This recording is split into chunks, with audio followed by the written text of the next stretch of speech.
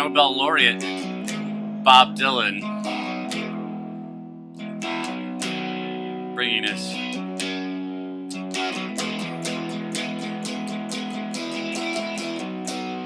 his greatest composition, in my opinion.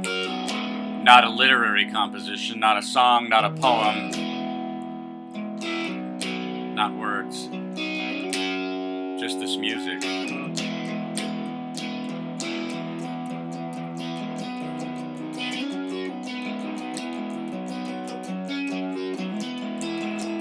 It's Wagon Wheel. I've talked about it before. I love this song. I think this is the quintessence of the American spirit. This is the American song. Just enough struggle right here to make it worth doing, and just enough reward right here to make it worthwhile. That's art. This is true art. They're looking for Dylan the artist. It's right here, and I think he stole this song. It's 1 5 6 minor 4 1 5 4 4 1 5 6 minor 4 1 5 4 4. That's the whole song over and over and over again. And I think he stole it from Scottish reels or Irish jigs, hill music. This is got just enough high lonesome in it.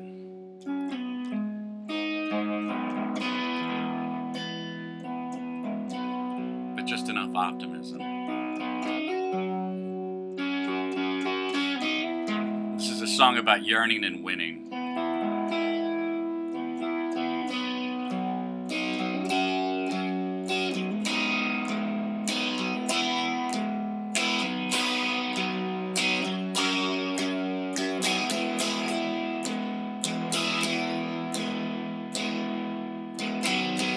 Shaling, the idea that I mentioned last week, and I keep talking about it in various places. Shaling is about yearning and winning. Yearning and working and winning, the American way. And as we watch the Hillary Clinton campaign implode, in anticipation of watching the Trump campaign implode, in anticipation of watching the Hillary campaign implode yet again, etc., ad infinitum, until November 8th. And after that, the deluge. Who knows what? It's a good time for you to invest your effort in yearning, working, and winning.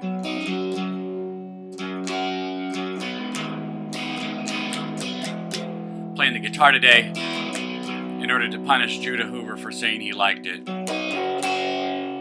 But I'm also playing it because it's so much a part of who I am and what I am, talking with the guitar. I love to talk with the guitar. And Wagon Wheel is great for that purpose too. You can just talk underneath it forever. The artistic structure, the second act crisis, the third act payoff, they fit in beautifully with the form and structure of speech extempore.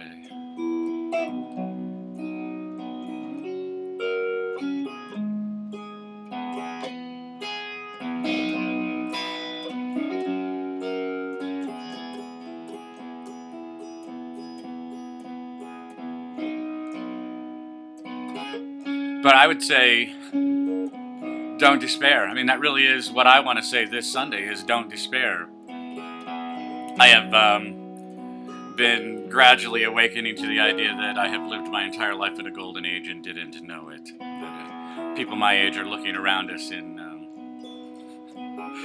shock and awe was the term that we were using around 2003. We are looking in stunned amazement at what has become of the world since we were children, but really amazingly since 2001, since 9/11.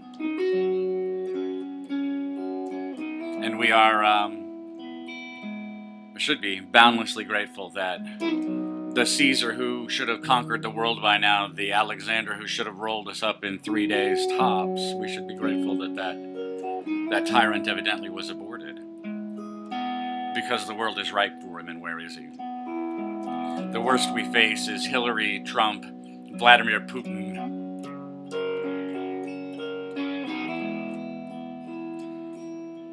And the Emperor Nero. He made it.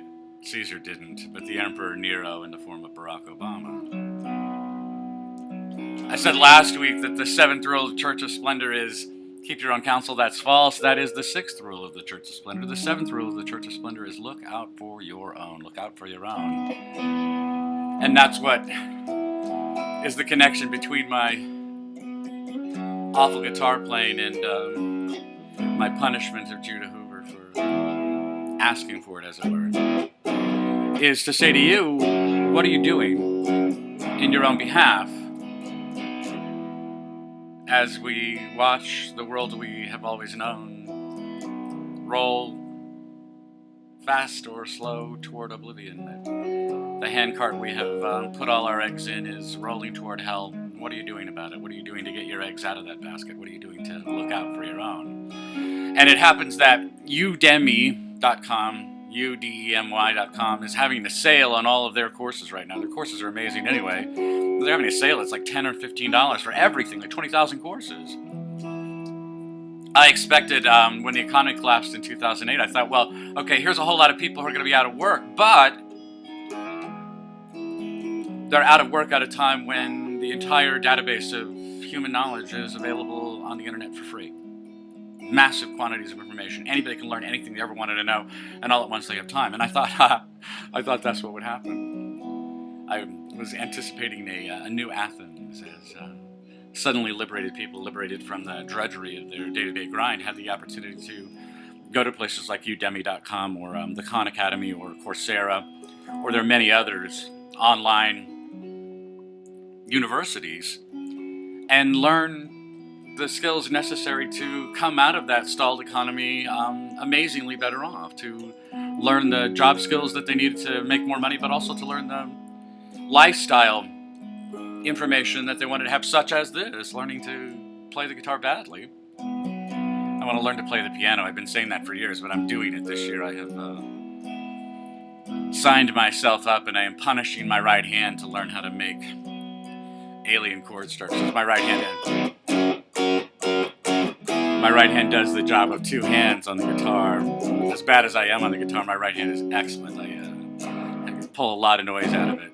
It's ugly noise, but man, I could pull a lot. I could cut it off just like that.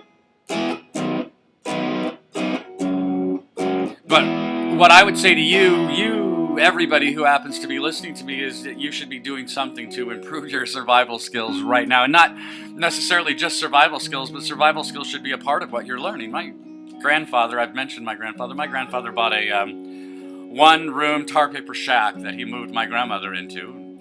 They had 2 sons before they had done anything substantial to that home, but when they got around to building it, they added a second room and then a third and then a kitchen. My grandmother cooked in a summer kitchen outdoors for must have been the first 12 or 15 years of her marriage. They added onto the ground floor of that house. In due course, they dug a basement, and then eventually they added a second story. They built a 1,000-square-foot garage. I mean, really huge garage. Later, my uncle built another garage on the property. They sat on a lot of land. But this is my grandfather dropped out of school in the 5th grade, 10 years old, to work full-time in the Peabody coal mines. Worked in the mines until he moved on to working for Heister, helping to make lift trucks. My grandfather was a factory worker. His sons went to Schlarman High School, a good Catholic high school in Danville, Illinois, and learned enough at Schlarman High School to help him dig that basement and put that second story on the house. It still stands to this very day. These are ordinary guys with the best education that they could get, but in the case of my grandfather, most of his education came from the public library.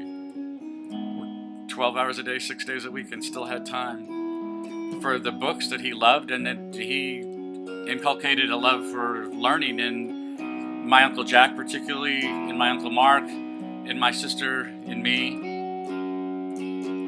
It wasn't uniformly successful. In many ways, he's like Dr. Copeland in The Heart is a Lonely Hunter. Tragic tragically in love with the Greek ideal and able to transmit it only so far and never as far as he wanted to. But he knew how to survive. He knew how to do amazing things I don't know how to do. You don't know how to do. Almost nobody knows how to do. And these are things that you can be learning. You can be learning survival skills. You can be learning how to do that kind of heavy work on your home. But you can also learn work skills or learn, pure academic interests or musical instruments. In the case of somebody like Judah Hoover with 4 kids at home, each one of them picks out the garage band kind of instrument they're most interested in, and they start to throw themselves at it, and they play ensemble every day.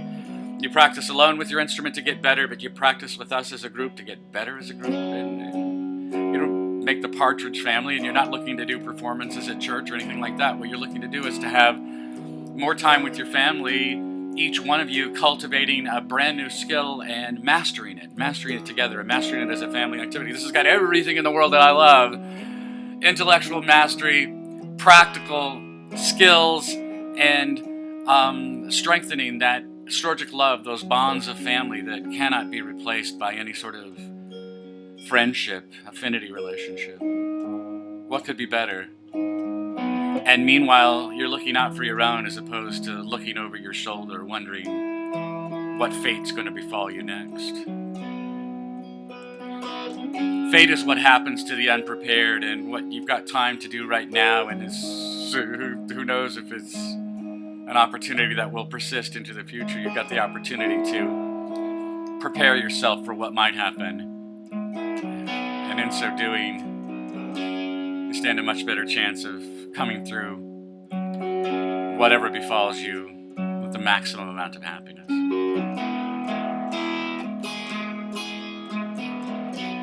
My name is Greg Swan. This is the Church of Splendor. My advice to you, look out for your own. I'll talk to you again